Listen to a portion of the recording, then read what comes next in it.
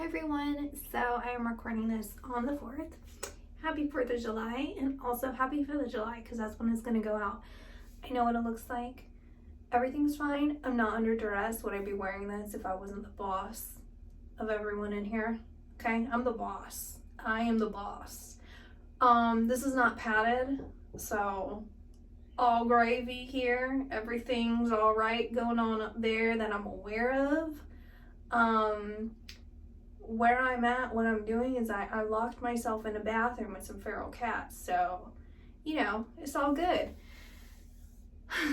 I'll show you the kitten.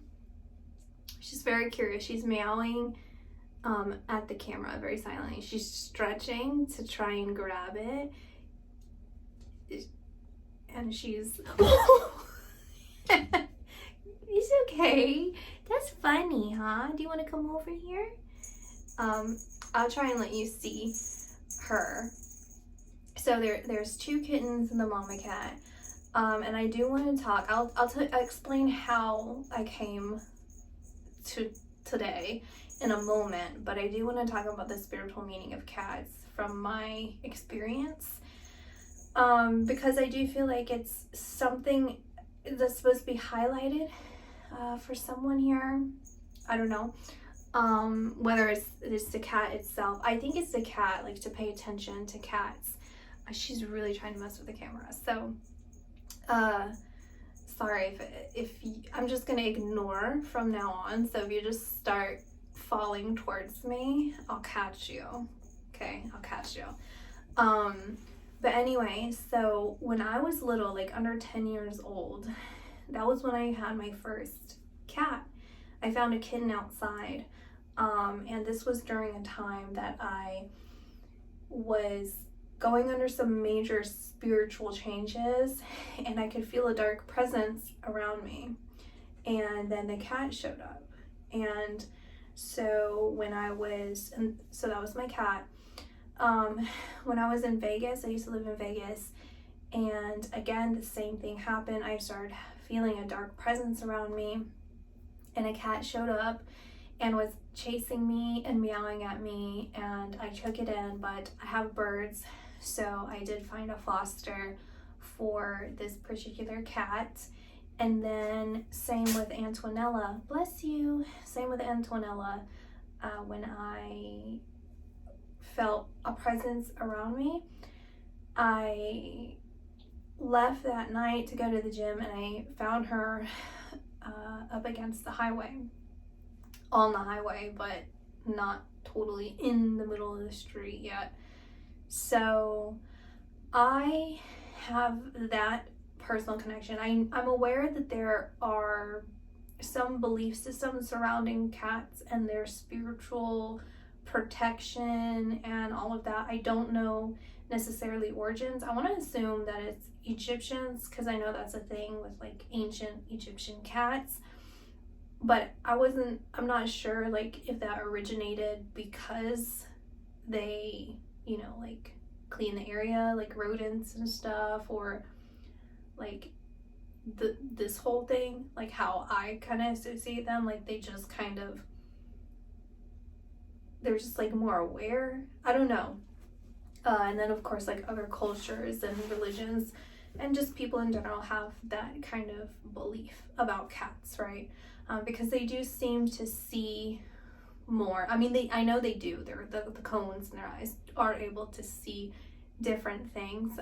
But anyway, so I'm not someone that like finds stray kittens. I'm not someone that finds like you'll see them, you know, like kind of colonies being fed by people and stuff, but those are like the only instances that like cats have like shown up, right?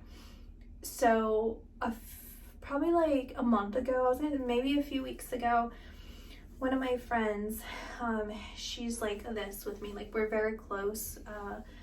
You know, it's like one of those friends like you have like a really close bond with, like telepathically, so you kind of know what's up with them, you can feel things about them, that kind of stuff, like you can just sense it, right? So she still lives in Vegas. She's like far from me or whatever, because I'm on the East Coast.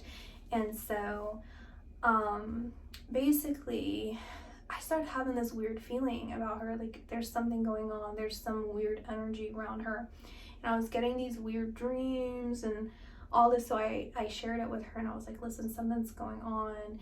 And she felt the same way. She was like, you know, that really, like, whatever, like we were just talking about it, right? And then not long after, like within days, she found a kitten. She found like the cat and the babies and everything. So she found a cat, and she took it in. And I was like, I told her about everything, my experiences with cats, and I was like, that's a sign. I'm like, that's protection. Like they like show up when it's like when someone's really popping off, and it's like big like connection to say that you're protected. You okay? What's wrong? Are you alright? The mom just started, they can't meow. She's like, she started meowing that she's coming down here. Are you okay? She hasn't done that before, so I'm just kind of concerned for her. You okay, baby? You purring? Okay, well, I'm just checking on you. Okay. She's looking at the camera now. So anyway, so a week ago, wait, what's today? Tuesday? The 4th is Tuesday? Yeah, because Wednesday. So, not this past Saturday, but the Saturday before that, my friend came over, and they were like, I don't know, I just had like this weird feeling or whatever. And then my cat went and she keeps me up. Are you okay? Hold on, let me pause and see if she wants water. There's water here, but I don't, well, let me just do it. There's water right here. Are you thirsty? You're just cute. Oh, she's smelling the camera now. This is the most sociable she's been, the mom. I think maybe she wants food, but she already had breakfast and snacks. She was staring out the window, and then she just, okay, so anyway, so my friend came over, was sitting there, or my cat was like sitting on like near their things and staring off into space, and I was like, okay, whatever, just say it, you know. And I was like, maybe she's looking at a ghost. And then my friend was like, you just reminded me. This is a separate friend, okay? So my first friend, female, found her kitty cat. Second friend, male. Now the other kitten's coming over. So she has bless you, a messed up eye. Bless you. Bless you, but it's so cutesy. They're both very cute. If I can catch them, I'll show you, but I don't want to scare them too much. So anyway, so my friend, he was like, oh, you just remind me, I had a dream last night that there was I before I went to bed last night, I saw a figure standing by my window, and I thought to myself, is that real? Like, is that an entity, or am I just dreaming? And then I fell asleep right after, and I immediately felt this sense of dread, and I was like, you need to rebuke that immediately, and you need to start praying. Like, you need to do that. Like, there's something, like, do not trust it, do not look at it, do not entertain it, nothing. Like, just don't do that. And they were like, okay, whatever, shut up, because they had to leave. And I'm like, they are not just telling me to shut up right now. Like, I'm so serious. So they leave, and I start praying for them, and not 30 minutes later, they sent me pictures of this mama cat and her 2 kittens. And they're like, well, what do I do? And I'm like, and I was praying for a sign that they're protected and everything. And so I figured this was a sign, but long story short, there was a big storm, that separated the mom and the kittens. The kittens went up into a tree, and we were able to capture them all to at least get them. I would like for them ideally to get adopted out, but they're on medication, so they have antibiotics. They're gonna get spayed. This one with the messed up eye, they didn't push through anything for the eye, like antibiotic or anything, so I'm using like a warm water and colloidal silver. It was swollen and the swelling has gone down, and she'll open it whenever I do like the swabs, which I'll do after I'm done recording here. I do it like several times throughout the day. They can't meow, you know, all their throats seem to be sore. They have some sort of upper respiratory, so I don't know what kind of thing that they're carrying. But they were in pretty poor shape, but they're improving drastically. And every place around here, we've called, well, they called, I had them call, but fosters are all full. The vets are not taking new clients. My vet, the next appointment is this upcoming Friday. So it's gonna be a while before they can even get seen by a doctor. So luckily they, you know, I had my friend email them, and I was like, you need to tell them what's going on, see if they'll give us some sort of medication for them. And so they have been improving. So that's sign number one for someone. If you feel, you know, something going on with that. They are so cute. They're right here. Let me see if I can get this one. I can get this one. Come here, baby. Oh, poor little baby. This is Cow, the one that looks like a little cow with a messed up eye. Hi, Tiny. The gray is a lot more active, a lot more curious, but harder to catch. And I have not attempted to catch them all. But she's so nice. She's all black, green eyes, just like really nice lady, very nice lady. So anyway, I want to show you the gray with like greenish eyes, well, green eyes. So anyway, the second message I have is, I can't tell which one should go first. It's kind of like, so I have my planner here because I did write down some stuff. I unwisely brought my coffee in here. I didn't think that they were gonna be like this sociable, because they're warming up every day even more. But anyway, yeah, so I brought my planner. I wrote in my journal as well. I should have brought that, but it's essentially the same thing, where I've just been thinking a lot about self-acceptance, like what I said in some of those videos, and like being honest with myself. And also just about the situation that I had a while back, where, you know, I guess in some ways, like I can see how I immobilize myself, and like the image I can kind of paint for you of like how it feels when I'm not honest with myself is like a nail. Like I become this stagnant nail, and it's this hammer that just comes crashing down on me repeatedly of just like negativity towards myself. Like I'm just like so stupid, I like don't know what I'm talking about, like, you know, just all of these things, like, and it like completely blindsides me, because I'm normally such an optimistic person. I'm such a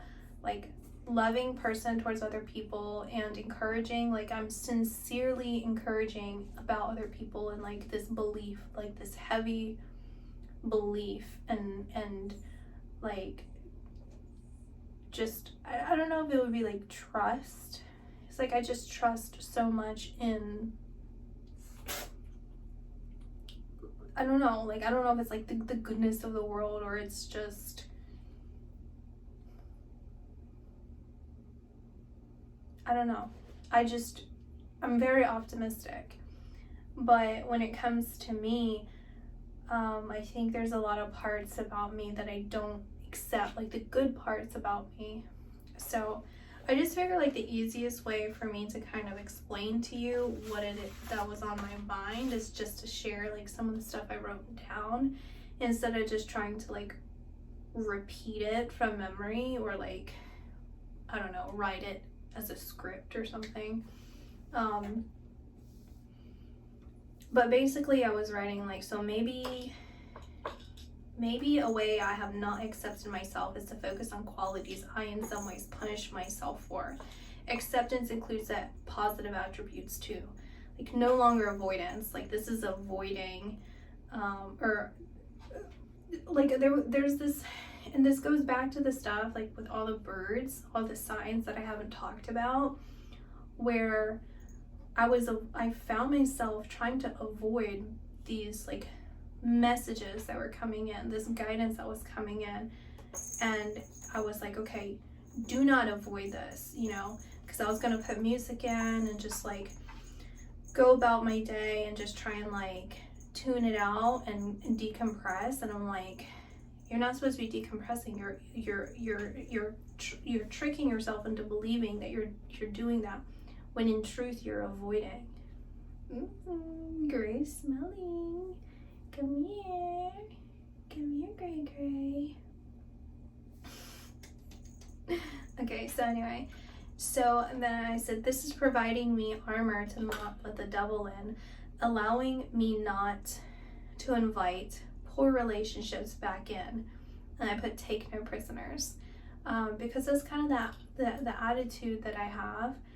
I'm very all or nothing in a lot of ways, and you know, I think when I did have a chip on my shoulder, it was more of like a take no prisoners, like do not bother me, you know, I'm not gonna like let anyone get away with anything type of thing. And now it's more of like take no prisoners karmically, which I'll get into in a minute, but that also kind of ties into the whole thing with my mom, where, you know, I was considering responding back to her text, you know, about being invited out to eat and everything, and I came to the conclusion that I said everything I needed to say in that. Oh my gosh, good job. It's not really a good job, but it's good for them that the Gray learned from the mom how to jump into the windowsill.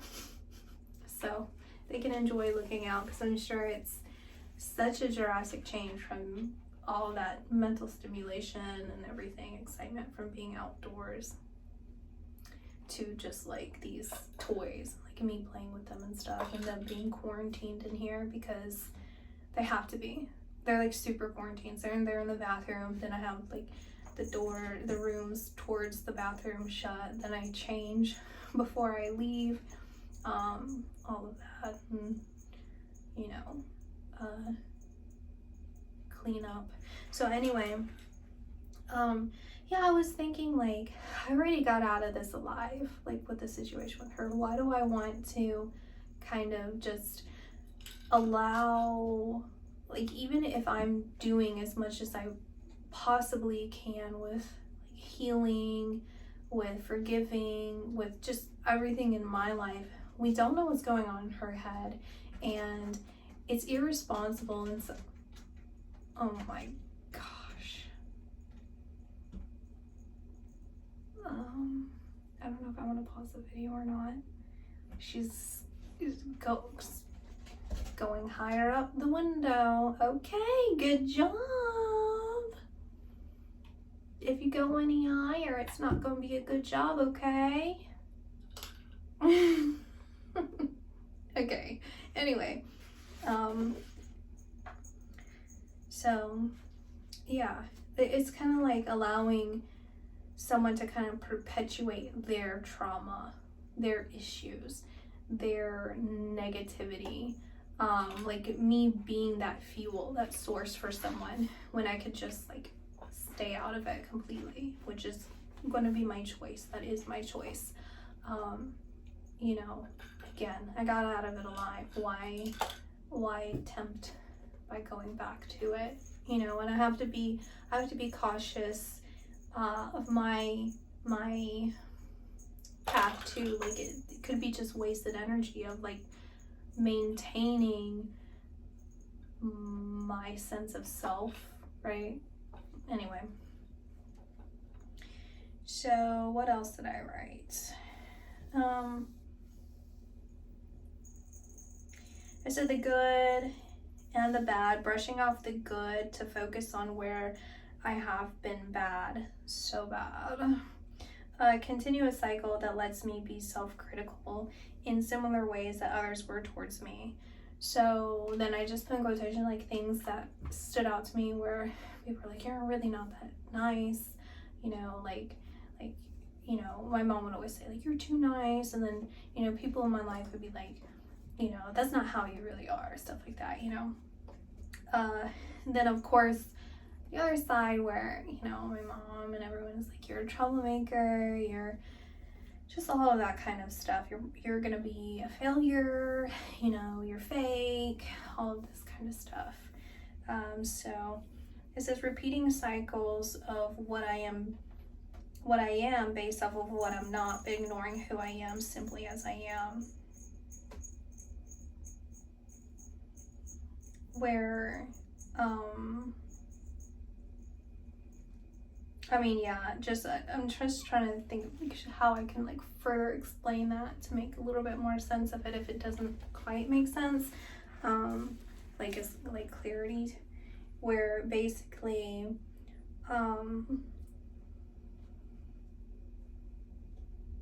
well, I'll explain it later. It says it a little bit later here, I think, when I just keep kind of working through. Oi, are you okay? You spilled it. It's okay. That was kind of silly, huh? Here, play with that. I'll clean that up in a minute. Anyway, so it's focused on my shortcomings, like how my enemies do. Well, what about the truth of who I am? They weren't valid criticisms or observations, but I became the observer, the critic, and not the supporter. It'd be different if they were valid criticisms, but instead it's opinions and purposeful attacks. However, I learned that this technique out of nowhere is what slams the hammer of all the unwarranted attacks on self. You're too hard on yourself. People who care about me say that, you know, like you're too hard on myself. And then I would like, well, I'm just gonna summarize the next part where it's basically where I would say towards others, it's like, oh, you're great the way you are, but you know, I can do better. Like, look at all the ways that I can improve, right? So it's not to prove that I'm worthy and acceptable, but it is to show proof subconsciously that I'm not enough, I'm not worthy, I'm not supposed to be accepted. Are you pooping? If you're pooping, I'm gonna have to clean up water and go. Okay. We'll reconvene in my office. Good job. That's so much poop. Okay everyone, it is many hours later. So what happened is I decided after I recorded that first half that I was going to clean up the bathroom and just continue recording in there, which I did. However, halfway into that second half, actually more than half, like 3/4 into it, my camera started flickering and then it shut off. Like, I'm using my phone, so it's the camera mode was flickering and then it shut the camera mode off, but I was like, my phone was still working. So I just picked up right after that and I assumed that it was fine. And then when I went back to upload it, it was a broken file. So like a minute is captured, and then it starts, like the video flickers, and then it shows the audio is not matching to the video, and then it goes blank for the rest of the time. So it's kind of it's like frustrating and interesting at the same time, because this is actually a video that I've been meaning to record for days now, and it feels like such a heavy like fog, or like heavy burden, heavy weight, where it's something that needs to be said. Like I feel like I need to say this, not simply because it's important, I personally feel, for you guys to kind of understand what's going on personally as far as my spiritual evolution and just kind of like the inner workings of things. I think that's important to like a certain degree, like a healthy degree, but then also it does feel like this is a significant message, plus the messages that I shared afterwards. And I will say, like, I do feel like it was a sign in some ways, because I felt that negative presence that I talked about surrounding, and things started getting weird in the room, in the bathroom, and the cats were starting to get even more weird. So I can see that. I can see that if that were really something, because that happened on here before with the camera shutting down. So I don't know, we'll kind of see, and just what comes up this time around, if it's anything different or more.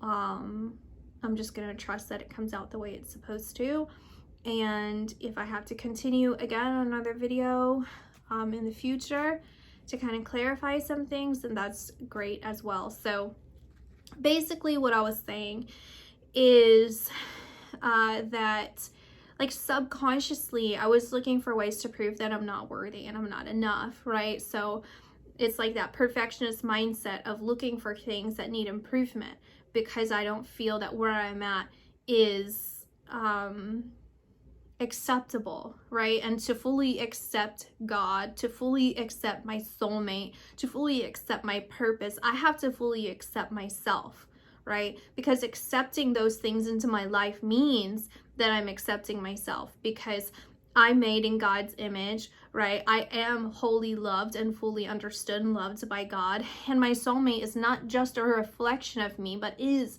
a divine part of me, right? Together we are one. We are soul mates, mating for life. Like it's forever. It's part of who I am, right? And so to fully accept me means I'm fully accepting them, right? And same with everything else in life. So then I was thinking about how my third eye was blocked, you know, and I essentially wrote third eye blocked because I didn't accept myself fully. I can see it, but am I accepting it and understanding and believing it?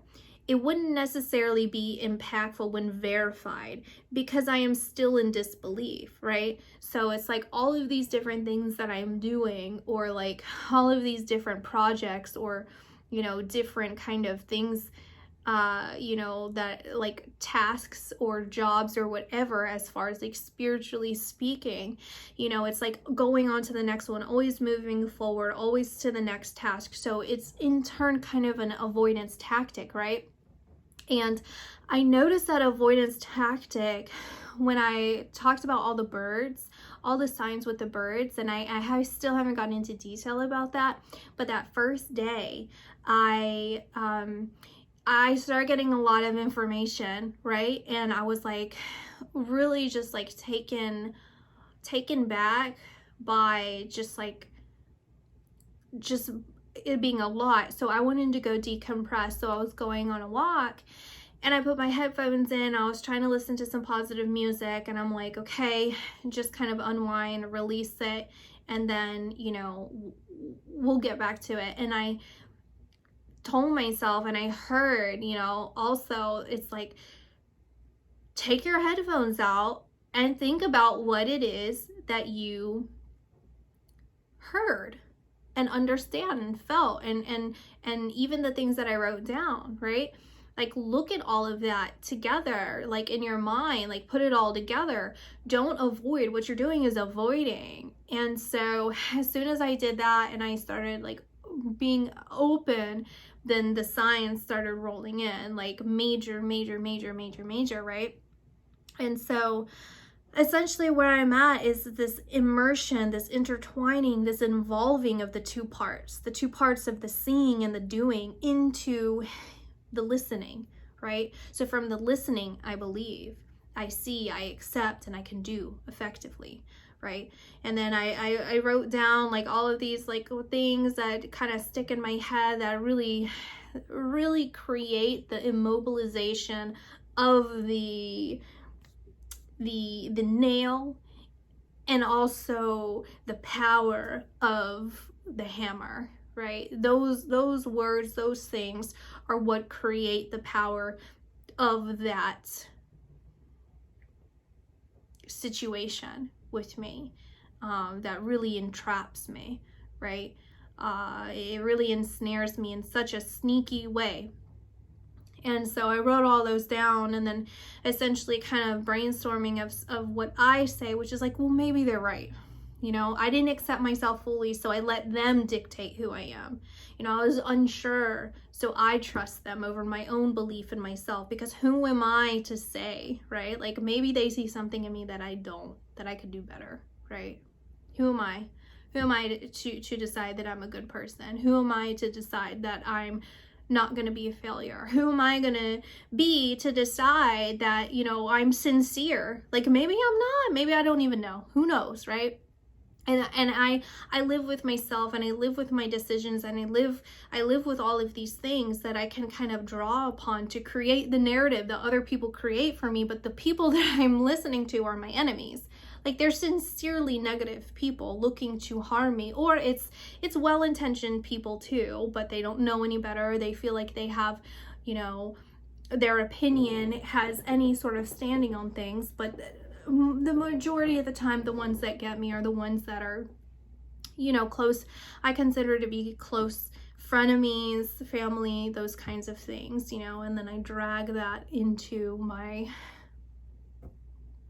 identity, right? And so I've really come into this place now, when I wrote this all down and like really sitting with it, that I have a right to my truth. I have a right to my happiness, and my truth is including the good parts of me. It includes accepting that belief in me, right? It's all of that. It's all encompassing, right?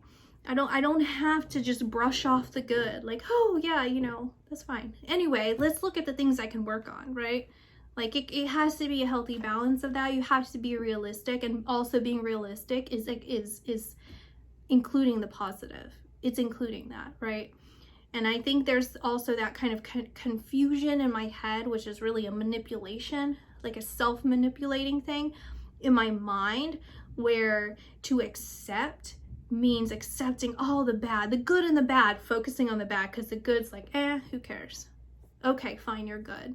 You know, the bad, you gotta accept that, you know what I mean? So that take no prisoners attitude that I have when it comes to spiritually speaking, it's like karmically just release them, get them off of me, totally get off, right? It's like, I accept, I forgive, like I accept the situation, I forgive the situation, but I'm not carrying that on to my future. Like, I do not want to be intertwined in that. I want to be intertwined in, you know, the seeing and the doing part, not the hearing of others and then the creating of me in someone else's, you know, it's like in the image of them rather than the image of God, you know what I mean? Anyway, so I was hearing the song, so we're moving on to the next subject, right? So we're pushing that to the side. That's a sign for someone. I'm also getting 4, 4, 4, 4, so 4 4s, and then 2, 2, 2, so 3 sets of 2s, 4 sets of 4s. And then I'm getting Ocean, the song Ocean. I'll link that below. So let's move. That's subject number 2. First was the cats. Second is all the stuff going on here.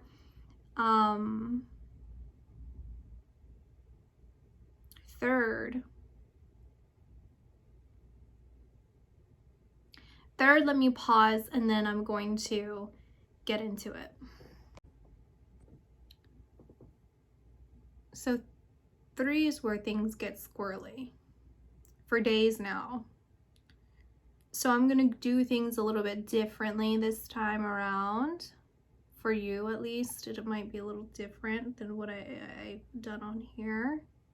I'm going to eat this flame. No, I'm just kidding. I just do this. I pick up the energy, okay?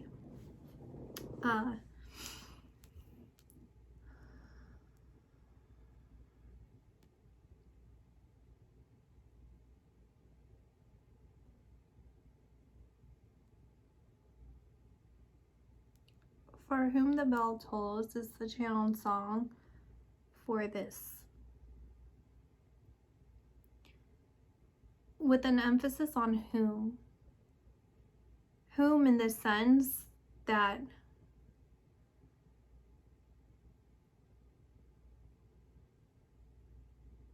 whom does it benefit? What is their prerogative? And then what's the solution? So it's like, you know, like this. Whom does it benefit? What's their prerogative? That I'm talking to you. Like, what's the solution? That's how it feels, separate. And they emphasize whom because it's not you, it's not me, it's them. Then I hear separately, then where will we live? And this feeling of like future, it's like the future. It's like people now, if they could speak from the future, it would say, where would we live? And it brings me to this thing that I was like looking into, where I believe in some ways I might be wrong, where they would destroy everything. They would destroy everything.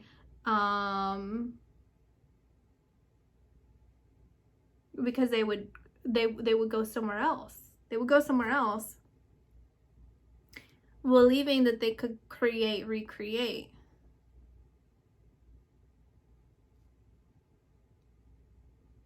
And where would we go? Like, where would we go?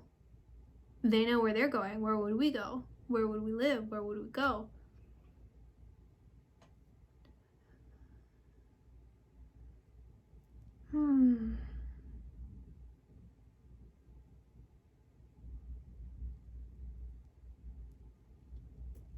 Something happened 221 million years ago.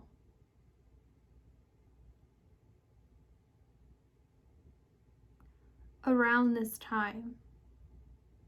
So like several weeks, several months back to several weeks, several months forward, around this time frame, 221 million years ago. A miraculous event. A changing of the tides. The tides started pulling in. Now the tides have shifted. They're starting to go back out. A miracle they're asking to clarify.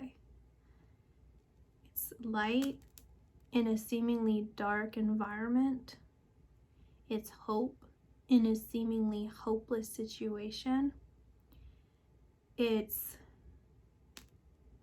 proof of a higher authority that can supersede the laws of this world, the laws of physics, of this world, of subsequent worlds that don't override each other in their separate laws of their universes, but we have power that can overpower below, like other ones. There are some with like, it's like, you know, the like holographic stuff. Like, it's like we can transport ourselves to other worlds in ways that these other worlds can't override our environment, laws of physics. There are some that are equal, like we are equal to some other ones that we cannot override. And yet the higher authority, God, can do so. And that's where miracles occur. So you can look at, like, from a Catholic perspective, right? It's like supernatural events, levitation, the birth of Jesus. These are things that are physically impossible to do unless it was ordained by God himself. And then they're showing me a ball and throwing it, and then it's shattering into tiny different balls, so like atoms. And then they're highlighting the space in between, the air between. And so it's the shattering of an illusion in order to see things for what they are in a glance. It's like a moment, in just a momentary glance.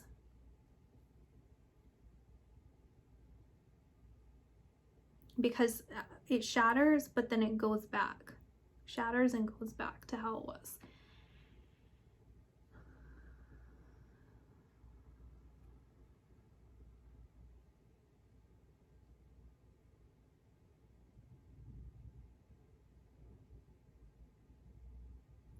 It feels like it was a very hostile environment back then, okay? Very hostile. And there's something that happened that it's major, something major, like these religions, right? These massive discoveries or creations of religions. Okay, we'll use Catholicism, right? It's like something major like that, where it created a religion, it created a movement, it created a softening of the heart. It's this empathy, this like a safe, warm, kinder environment. And it's a slow progression. It's a slow progression. They're saying reverse it, reverse it, reverse it, reverse it. Why they say this is because it's reversing. It is reversing, but also it's happening again, but reversing. It's happening again. So they're showing it's like an extinction, like a massive die-off, but over a course of a long time. So like when we look at it, it looks like subtle, right? Because we're so close to the situation. When you look at it from an outside perspective, it's like a drastic change. But we're too close to the situation, so it doesn't seem as drastic as it truly is.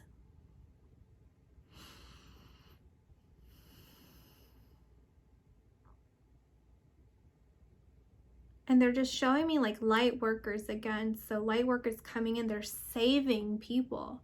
They're trying to ascend people. They're coming in to ascend people massively, just coming in, right?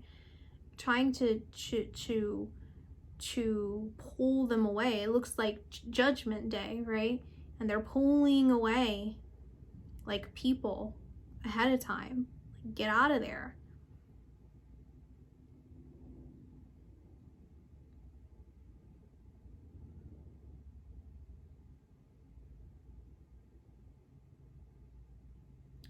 So some singular event. There's a singular event, some single event, singular event, again.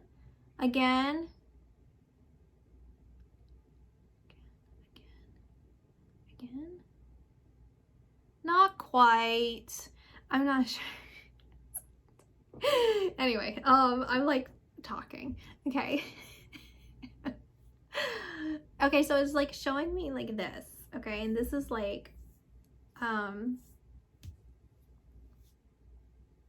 so they have this, okay, so I have this, right? This is a petrified wood. So according to where I purchased it, they said it's around 220 million years ago, and it's the early Triassic period. So add us another million years to the happenings of what I'm feeling, okay? And I believe, I'm not sure, I would have to research this again, but these are normally Norfolk Island pine, but I'm hearing the word fir. So I don't know if it's Douglas fir or it's phosphorus. It's not F-U-R, like an animal fur. It's fur within the name. Okay, they're showing me two things. So first, they want to show, so like, look, there's this crevice right here. And this is essentially something that they're highlighting from back then. It's where there's like a splitting. It's like crack, you can crack it, right? They're saying, you know how human beings, they live on the surface of the planet, like the souls are on the surface of it. I know there's microorganisms, the earth is alive, you can like live underneath the land, but you're still on the surface of it. You're not infused into this material, right? You're not. And so they're showing like a crack, like cracks open. Then they're showing me, you know, it's like Grand Canyon for an example, but they say no, it's like example for my reference. And they take me to places like China, and there's these like beautiful places that are like green and lush from like a long time ago, and it's like there or something like that. What are cracks? It cracks open, and then they show infinity. It's like the energy, so it cracks, and then the energy, so like the souls like start going infinity. Okay, and so they're saying, I started thinking about it, and then they're like, don't analyze this. Like, don't analyze it, just say it. Don't analyze it. Okay.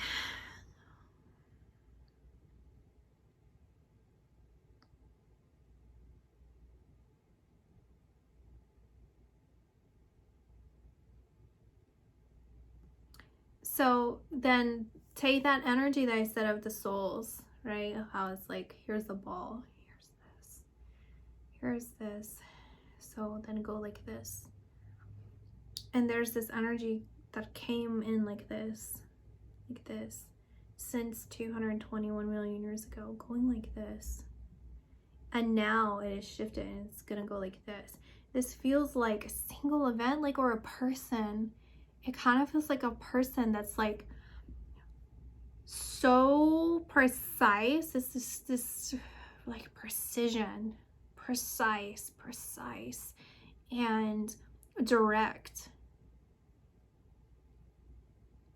And I'm hearing like understood. It's like precise, direct, understood.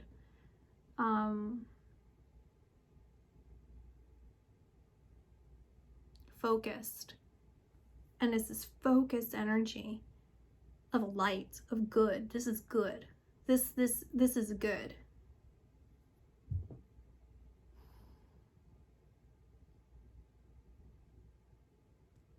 Happening now. There's some, it's like, this is 220 million years ago, the start of when it began, and then this is it happening, like, it's like something happening, something very, very, very good happening. And then, so like the fur, the phosphorus, and they're showing me like Pompeii, right?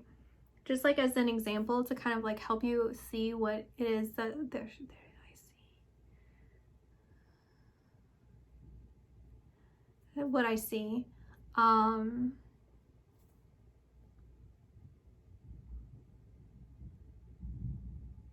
Okay.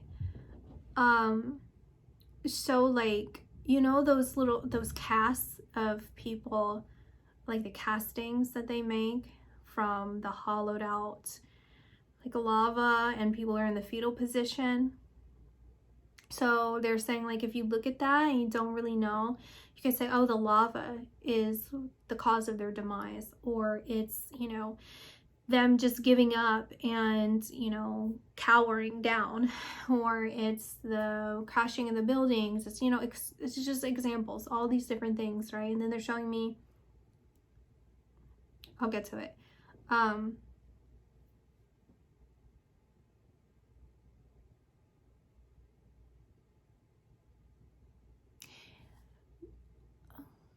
Okay, so saying, but it starts internally, the unseen.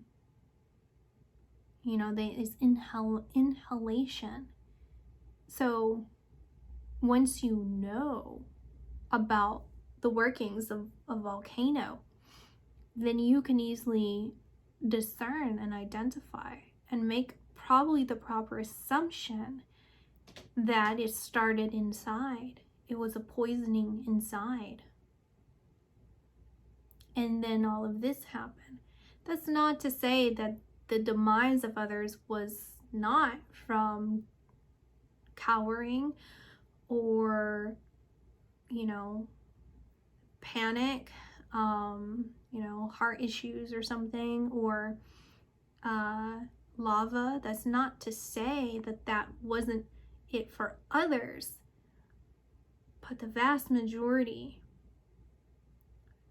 and it's a warning, it's a major warning too, saying you don't want to get so close to that volcano and say, oh, well, I know because it's these things. If you aren't studying it first,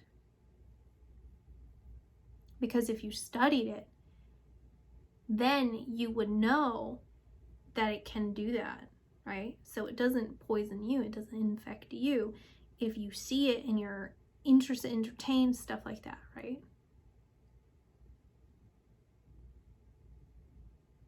And they're showing acid rain. They're saying darkness falls. So darkness is the acid rain. They're saying darkness falls on those who invite it in, those who want it. That's where the darkness falls upon.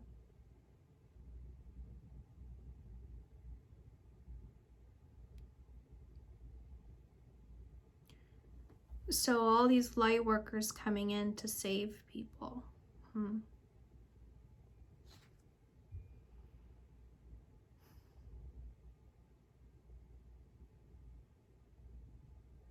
I missing anything? It's pretty similar but different than what I've been saying, that have not been held and recorded and saved.